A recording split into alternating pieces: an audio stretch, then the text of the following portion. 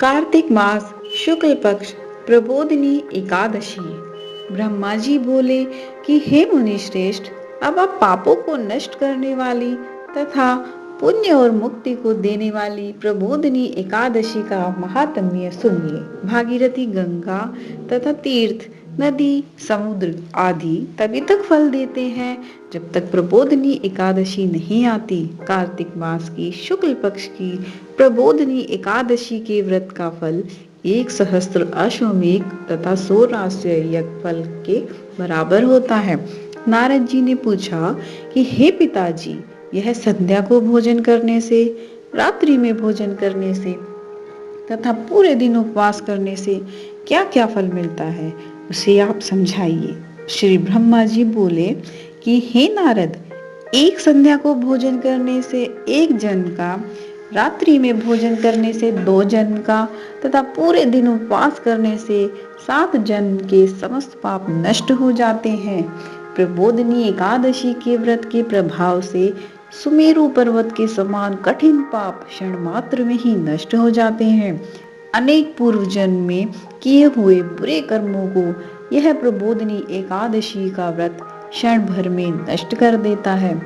जो मनुष्य अपनी स्वभाव अनुसार इस प्रबोधिनी एकादशी का विधि पूर्वक व्रत करते हैं, उन्हें पूर्ण फल प्राप्त होता है। हे मुनीश्वर, जो मनुष्य श्रद्धा पूर्वक थोड़ा भी पुण्य करते हैं, उनका वह पुण्य पर्वत के समान अटल हो जाता है। जो मनुष्य हृदय के अंदर ही ऐसा ध्यान करते हैं कि प्रबोधिनी एकादशी का व्रत करूंगा, उनके 100 जन्म के समस्त पाप नष्ट हो जाते हैं। जो मनुष्य प्रबोधिनी एकादशी के दिन रात्रि को जागरण करते हैं, उनकी बीती हुई तथा आने वाली 10,000 पीढ़ियां विष्णु लोक में जाकर वास करती हैं और नरक में अनेक दुखों को भोगते हुए पितृ विष्णु लोक में जाकर सुख भोगते हैं। ब्रह्म हत्या आदि महान पाप भी प्रबोधिनी एकादशी का व्रत करने से धुल जाते हैं। एकादशी के दिन रात्रि को जागरण करने का फल अश्वमेघ आदि के यज्ञों के फल से अधिक होता है। समस्त तीर्थों में जाने तथा गौ, स्वर्ण, भूमि आदि के दान का फल कार्तिक मास की शुक्ल पक्ष की प्रबोधिनी एकादशी के रात्रि के जागरण के फल के बराबर होता है। इस संसार में जितने भी तीर्थ हैं तथा जितने भी तीर्थों की आशा की जा सकती है, वह सब प्रबोधिनी एकादशी का व्रत करने वाले के घर में रहते हैं। जो मनुष्य इस एकादशी के व्रत को करता है, वह योगिवान योगी, तपस्वी तथा इंद्रियों को जीतने वाला होता है, क्योंकि वह एकादशी भगवान विष्णु को अत्यंत प्रिय है। इसके व्रत के प्रभाव से कामिका, वाचिका और मानसिक पाप नष्ट हो जाते हैं। इस एकादशी के दिन जो भगवान की प्राप्ति के लिए दान, तप, होम, यज्ञ आदि करते हैं, उन्हें अक्षय पुण्य मिलता है। प्रबोधिनी एकादशी के दिन भगवान की पूजा करने से बाल, यौवन और वृद्धा अवस्था के समस्त पाप नष्ट हो जाते हैं। इस एकादशी की रात्रि को जागरण करने का फल चंद्र सूर्य ग्रहण के समय स्नान करने के फल से सहस्त्र गुना अधिक होता है।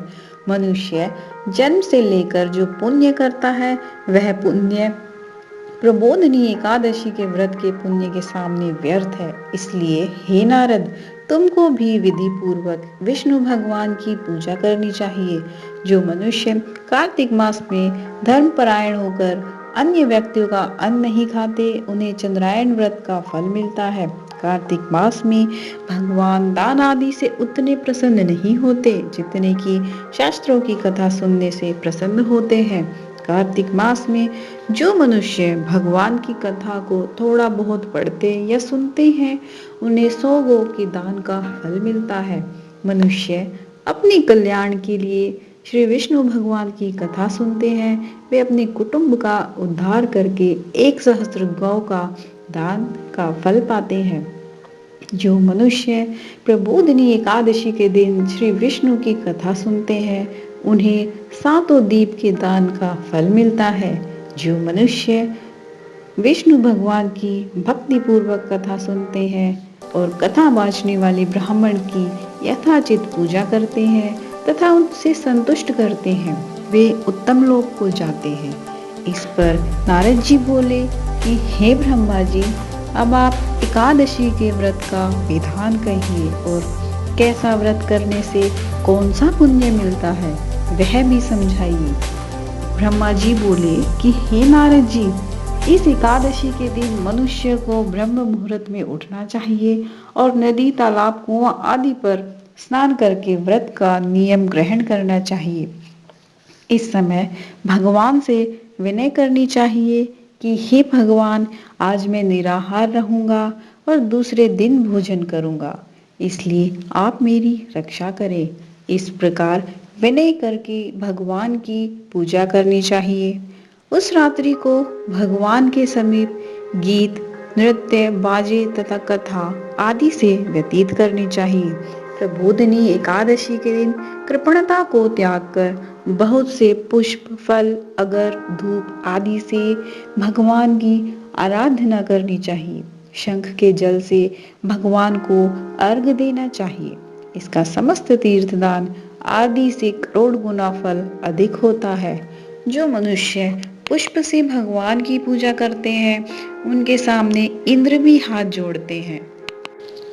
कार्तिक मास में जो विल्व पत्र से भगवान की पूजा करते हैं, उन्हें अंत में मुक्ति मिलती है। कार्तिक मास में जो मनुष्य श्री तुलसी जी से भगवान की पूजा करते हैं, उनके 10,000 जन्म के समस्त पाप नष्ट हो जाते हैं। जो मनुष्य इस मास में श्री तुलसी जी के दर्शन करते हैं या छूते हैं या ध्यान करते हैं या रोपण अथवा सेवा करते हैं, वे 1000 कोटि युग तक भगवान के घर में रहते हैं। समस्त मनोकामनाओं को पूरा करने वाले भगवान कदम्ब पुष्प को देखकर अत्यंत प्रसन्न होते हैं। यदि उनकी कदम्ब पुष्प से पूजा की जाए तो यमराज के दुखों को नहीं पाते। जो गुलाब के पुष्प से भगवान की पूजा करते हैं, उन्हें मुक्ति मिलती है। जो मनुष्य बकुल और अशोक के फूलों से भगवान की पूजा करते हैं, वे अत्यंत काल तक शोक से रहित होते हैं। जो मनुष्य विष्णु भगवान की सफेद और लाल कनेर के फूलों से पूजा करते हैं, उन पर भगवान अत्यंत प्रसन्न होते हैं। जो मनुष्य विष्णु भगवान की दुर्वा दल से पूजा करते हैं, वे पूजा के फल से 100 गुना फल अधिक पाते हैं। जो भगवान की समी पत्र से पूजा करते हैं, वे भयानक यमराज के मार्ग को सरलता से पार कर जाते हैं। जो मनुष्य चंपक पुष्प से भगवान की पूजा करते हैं, वे आवागमन के चक्र से छूट जाते हैं। जो मनुष्य स्वर्ण का बना हुआ केतकी पुष्प भगवान पर चढ़ाते हैं, उनके करोड़ों जन्म के पाप नष्ट हो जाते हैं। जो मनुष्य भगवान के पीले और रक्त वर्ण कमल के सुगंधित फूलों से पूजा करते हैं, उन्हें श्वेत द्वीप में स्थान मिलता है। इसी प्रकार रात्रि में भगवान की पूजा करके प्रातःकाल शुद्ध जल की नदी में स्नान करना चाहिए। स्नान करने के पश्चात भगवान की पूजा करनी चाहिए।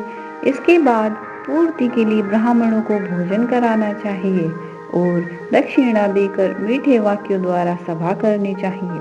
इसके उपरांत गौ और दक्षिणा से गुरु की पूजा करनी चाहिए और ब्राह्मणों को बहुत सी दक्षिणा देकर नियम को छोड़ना चाहिए। ब्राह्मणों और यथाशक्ति दक्षिणा देनी चाहिए।